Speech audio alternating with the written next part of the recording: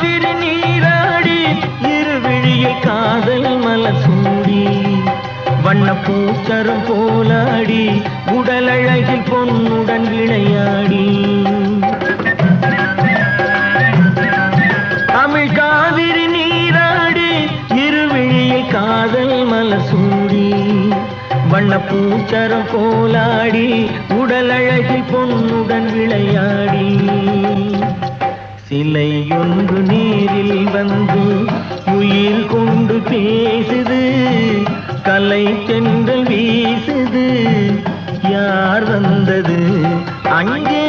யார் வந்தது